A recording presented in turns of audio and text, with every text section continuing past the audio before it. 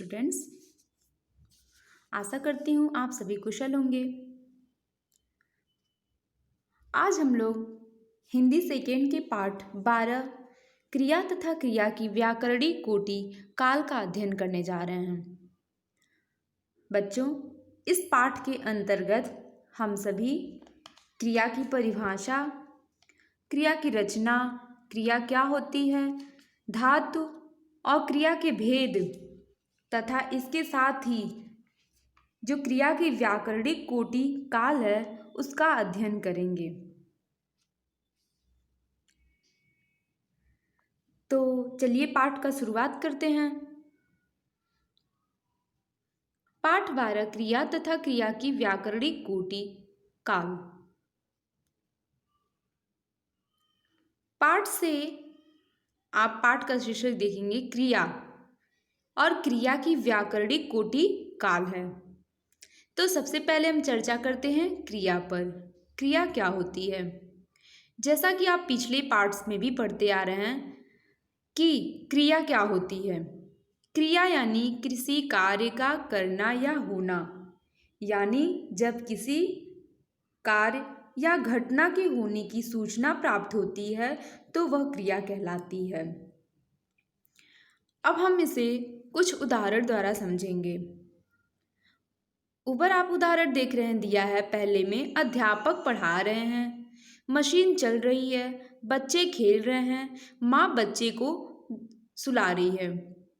बच्चों, आप देख रहे हैं कि इन सभी वाक्यों में कोई ना कोई कार्य या अथवा घटना होने की सूचना प्राप्त हो रही है, जिसमें विभिन्न प्रकार के क्रियाकलापों की हमें जानकारी मिल रही है, जैसे पढ़ना, पढ़ाना, चलना, खेलना और सुलाना। तो ये सभी क्या हैं? क्रियाएं हैं, यानी जो हमें रंगीन अंश दिखाई दे रहे हैं, जैसे पढ़ा रहे हैं, खेल रहे हैं, चल रही है और सुला रही है। इसमें विभिन्न प्रकार के क्रियाकलाप हो रहे हैं, यानी ये क्या हैं? क्रियाएं हैं, क्योंकि हमें किसी न किसी कार्य अथवा घटना के होने का पता चल रहा है। अब कुछ वाक्य नीचे दिए गए हैं, उनको भी देखेंगे। जैसे शेर पिंजड़े में है, सोफिया अध्यापिका है, सब लोग ईमानदार हैं। इन वाक्यों में आने वाले है और हैं आप देख रहे हैं। इन वाक्यों के अंत में है, या तो है आया है या तो हैं। शब्द होना क्रिया के रूप में है। इन शब्दों से किसी वस्तु या व्यक्ति की स्थिति या अवस्था का पता चलता है। व्याकरण में ऐसे शब्दों को भी क्रिया कहते हैं, यानी शेर पिंजड़े में है और सोफिया क्या है? अध्यापिका है। इन सभी में भी क्रिया के होने का पता चल रहा है, तो ऐसी अवस्था को भी व्याकरण में क्रिया कहते हैं। परिभाषा। क्रिया वे शब्द होते हैं जिनसे किसी घटना या कार्य के होने का या किए जाने की सूचना प्राप्त होती है, या किसी वस्तु या व्यक्ति की स्थिति अथवा अवस्था का भी पता चला है। जैसे आपने ऊपर वाक्यों में दिया, तो उसमें किसी न किसी घटना या कार्य के होने का पता चल रहा था, सूचना मिल रहा था। और नीचे जो वाक्य दिए गए हैं उसमें किसी व्यक्ति या वस्तु की स्थिति अथवा उसकी अवस्था का पता चल रहा था कि वो क्या है, उसकी अवस्था क्या है या फिर उसकी स्थिति क्या है। तो ये रही क्रिया, यानी जिनसे किसी घटना या कार्य की होने का पता चले, सूचना मिले, या फिर किसी की स्थिति अथवा अवस्था का पता चले, उसे क्रिया कहते हैं। क्रिया की रचना। अब क्रिया की परिभाषा आपने समझ ली। क्रिया की रचना कैसे होती है, कैसे हम पहचानेंगे कि क्या क्रिया है, इस पर ध्यान देते हैं। कुछ वाक्य देखेंगे पहले। वह पत्र लिख रही है, वे हमेशा कुछ न कुछ लिखते रहते हैं। मैं कविता नहीं लिख सकती, तुम्हें रोज लिखना चाहिए। मैं एक कहानी लिखूंगा, अध्यापिका बच्चों से निबंध लिखवा रही हैं। इसमें जो क्रिया है, अगर आप इन 6 वाक्यों को देख रहे हैं तो इसमें क्या है? लिख रही है, लिखते रहते हैं, लिख सकती, लिखना चाहिए, लिखूंगा और लिखवा रही है। जो रंगीन दिए गए हैं, इन सब का जो अंश है, मूल अंश है, वो क्या है? लिख। यानी सब लिख से ही, जैसे लिख रही है इसमें भी लिख आया है, लिखते रहते हैं इसमें भी लिख, लिख सकती लिख, और लिखना चाहिए लिख, लिखूंगा लिख, और छठवां वाक्य है लिखवा रही है। यानी इन सभी रूपों में जो लिख है अंश समान रूप से आया है, यानी लिख जो शब्द है वो सब में समान रूप से आया है। इसी अंश से क्रिया के वास्तविक अर्थ लिखना का पता चल रहा है, यानी जो इसका वास्तविक अर्थ है लिखना है। व्याकरण के इस अंश को धातु कहते हैं। तो बच्चों आपने देखा कि इस वाक्य में लिखना है, ये कार्य क्या हो रहा है? लिखने का कार्य हो रहा है। तो ये क्रिया के रूप हो गए। जैसे अब एक ही वाक्य को, जैसे लिख ही शब्द दिया है, अब उसको हम लिख रही है, लिख सकती है, लिखूंगा, लेकिन इसका जो अंश है लिख, वह सभी वाक्यों में समान रूप से आ रहा है। तो यह हुआ क्रिया का रूप, और इसका वास्तविक अर्थ लिखना है, जो कि इसे धातु कहते हैं। धातु क्रिया के विभिन्न रूपों में समान रूप से आने वाले तथा क्रिया के अर्थ को बताने वाले अंश को धातु कहते हैं। जैसा कि आपने ऊपर वाक्यों में देखा कि लिखना आ रहा था, लिखना इसका वास्तविक अर्थ था, और जो लिख है वह सभी में समान रूप से आ रहा था। इसी समान अर्थ को बताने वाले अंश को धातु कहते हैं। अब धातुएं क्या होती हैं? जैसे पढ़, लिख, चल, आ, जा, कर, सो, ले आदि सभी धातुएं हैं, और इन्हीं से क्रियाएं बनती हैं। जैसे लिख रही हैं, लिख सकती हैं, ये सभी। लिखना क्रिया के इन सभी रूपों में से यदि धातु को अलग कर दिया जाए तो रही है, तैरते हैं, सकती, ना चाहिए, ऊँगा, वा रही रूप बच जाते हैं। इन अंशों को सहायक क्रिया कहते हैं। यानी जो अगर धातु को अलग हम कर देते हैं, धातु को अलग करने पर जो अंश प्राप्त होता है वही हो जाता है सहायक क्रिया। अतः सहायक क्रिया क्रिया का वह अंश है जो धातु में लगकर क्रियापद की रचना करते हैं। यानी अगर सहायक क्रिया ना रहे तो वह वाक्य पूर्ण नहीं होगा। जो धातु में लग करके क्रियापद बंध की रचना करते हैं उसे सहायक क्रिया कहते हैं। तो बच्चों अभी तक आपने देखा क्रिया की रचना, यानी जिससे किसी कार्य का करना या होने का पता चल रहा था, और धातु की रचना जो मतलब सभी क्रियाओं में समान रूप से आ रहे थे।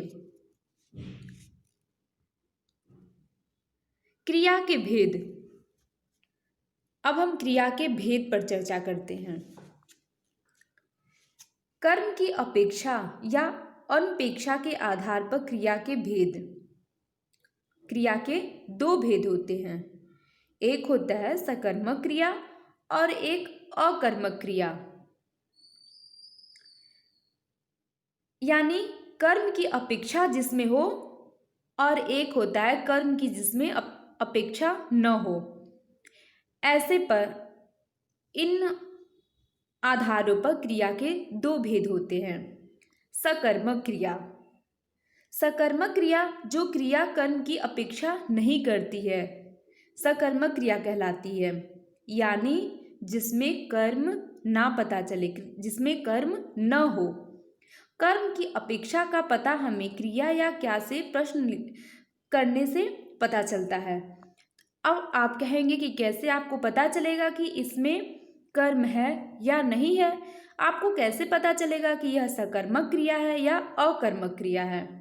तो बच्चों इसे पहचानने के लिए जो वाक्य दिया रहता है उसमें क्या अथवा किसे लगा करके जब हम प्रश्न करते हैं और हमें जो उत्तर प्राप्त होता है, अगर हमें कोई उत्तर प्राप्त हुआ तो वह सकर्मक क्रिया क्योंकि सकर्मक क्रिया कर्म की अपेक्षा करती है, उसमें कोई कर्म होता है।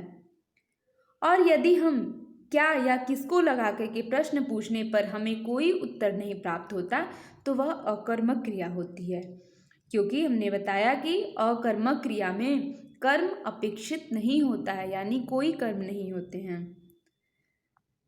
तो आइए देखते हैं कि कैसे पहचानेंगे।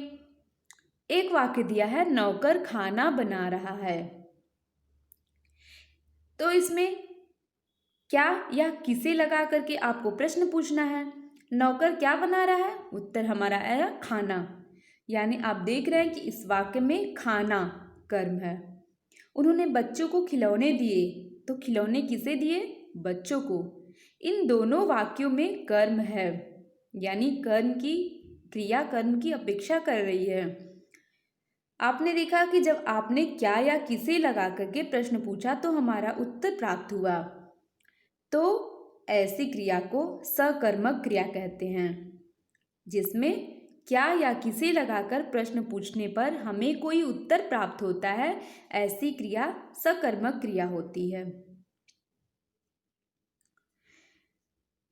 जो क्रिया पर क्या शब्द करने के बाद जो हमें संज्ञा शब्द मिलते हैं वे मुख्य कर्म होते हैं, और किसे जब हम लगाते हैं और वो जो हमें उत्तर मिलते हैं वो गौड़ कर्म कहलाते हैं।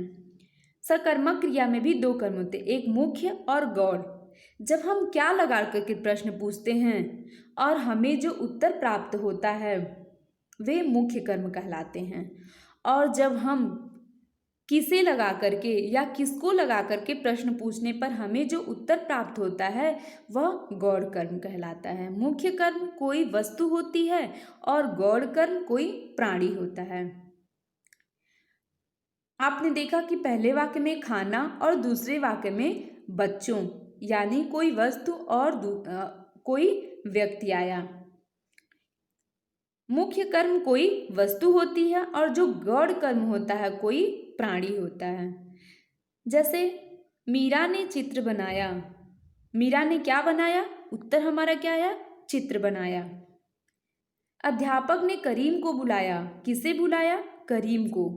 जैसा कि अपने आपने देखा कि अगर हम क्या लगा करके प्रश्न पूछने पर हमें जो उत्तर प्राप्त होता है वह क्या होता है?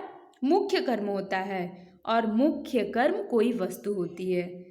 आप इसमें भी देख रहे हैं कि हमने अभी क्या लगा के प्रश्न किया तो हमारा उत्तर आया चित्र, और चित्र क्या है? वस्तु है, तो ये मुख्य कर्म हुआ। दूसरे वाक्य में अध्यापक ने किसे बुलाया? करीम को।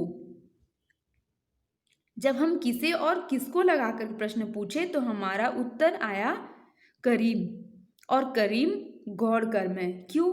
क्योंकि अभी हमने बताया आपको कि जब हमें कोई उत्तर मतलब प्राणी मिले, जब उसका उत्तर कोई प्राणी हो तो वह गौड़ कर्म होता है। इस तरह जो क्रिया कर्म यानी मुख्य या गौड़ की अपेक्षा करती है उसे सकर्मक क्रिया कहते हैं, यानी जिसमें कोई कर्म हो, या कर्म कोई मुख्य कर्म हो या गौड़ कर्म हो, कोई कर्म हो तो वो सकर्मक क्रिया कहलाती है। तो बच्चों, यह था कर्म की अपेक्षा करने वाले सकर्मक क्रिया। अब हम दूसरा भेद पर चर्चा करेंगे, अकर्मक क्रिया, जिसमें कर्म की अपेक्षा नहीं होती है, जिसमें कोई कर्म नहीं होता है।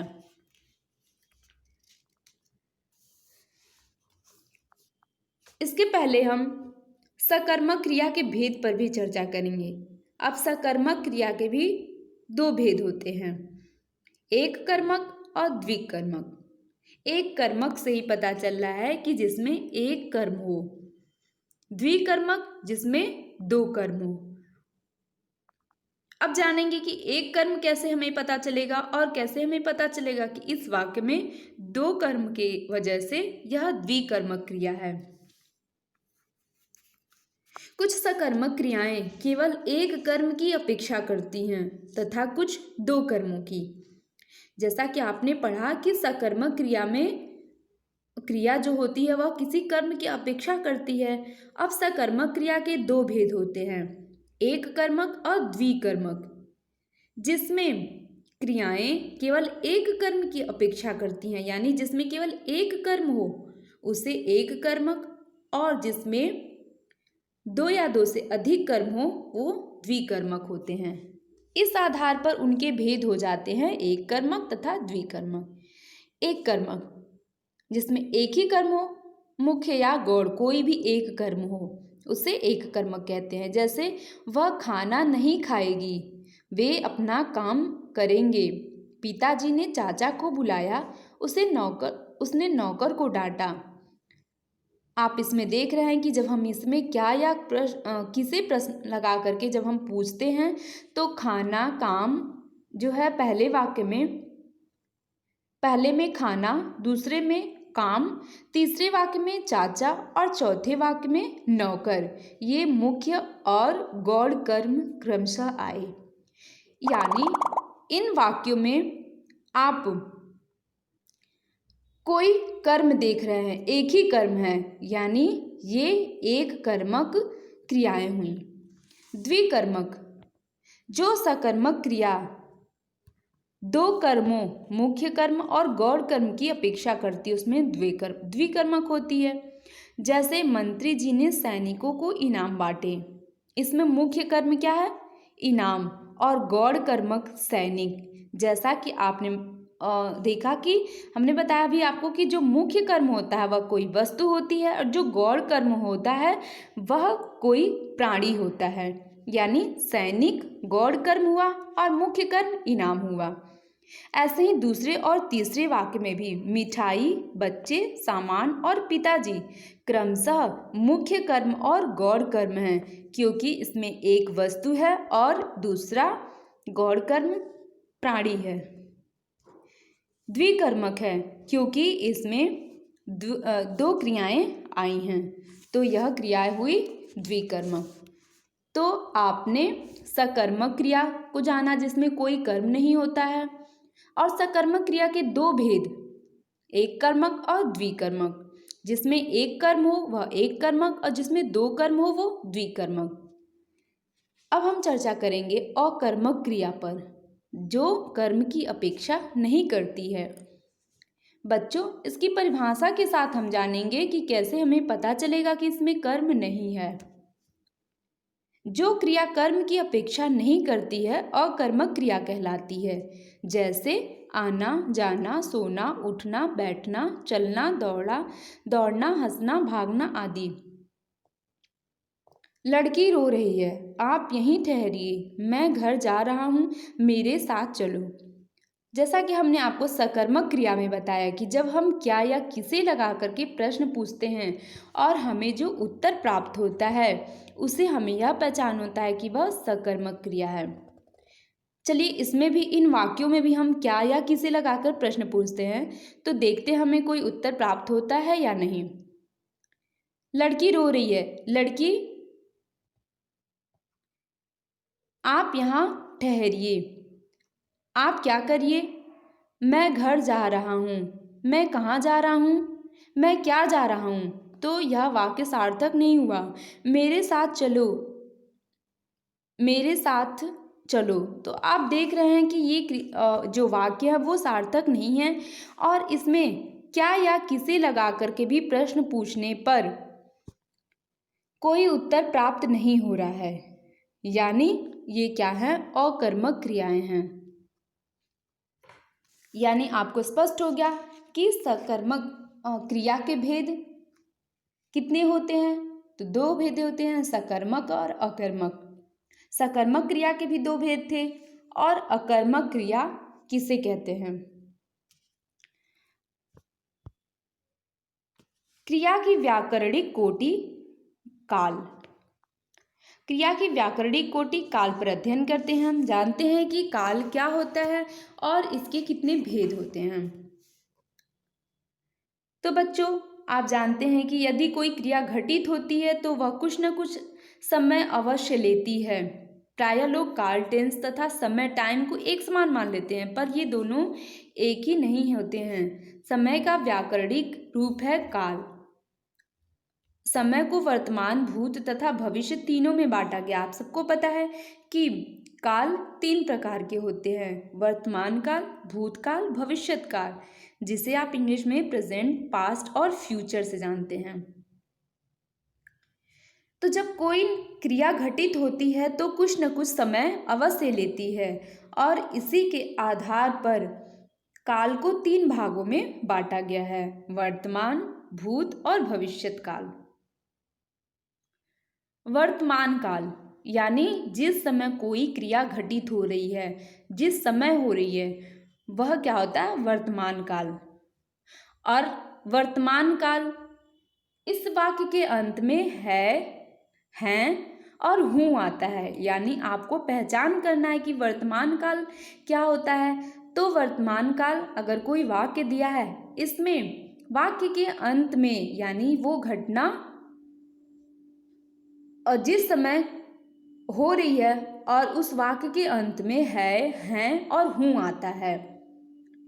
क्रिया भाषा के जिन चिन्हों से यह पता चलता है कि क्रिया वर्तमान समय में घटित हो रही है या होती है, वे चिन्ह वर्तमान काल के चिन्ह कहे जाते हैं तथा वह वाक्य वर्तमान काल कहा जाता है। अब आपको पता करना है कि वर्तमान काल के चिन्ह क्या होते हैं, तो हैं और हूँ आता है।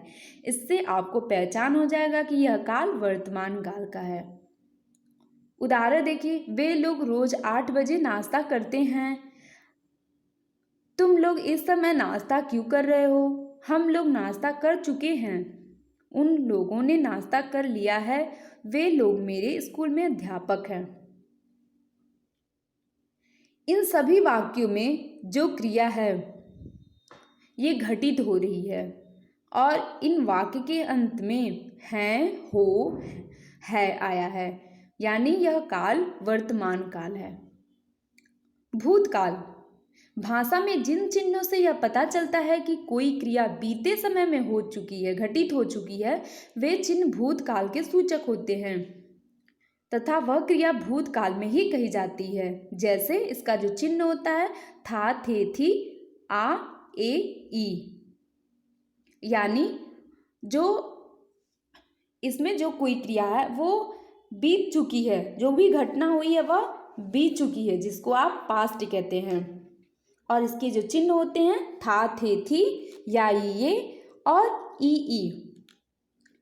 कुछ वाक्य देखेंगे, उन लोगों ने नाश्ता कर लिया, वह बाजार गई, वह ट्रेन से वापस आए। और भी वाक्य हैं जिनके अंत में था, थी, थे आया है, यानी वाक्य को पढ़ने से पता चल रहा है कि यह घटना बीत चुकी है, घटित हो चुकी है। और जब कोई घटना बीत चुकी हो, घटित हो चुकी है, तो वह भूतकाल कहलाता है।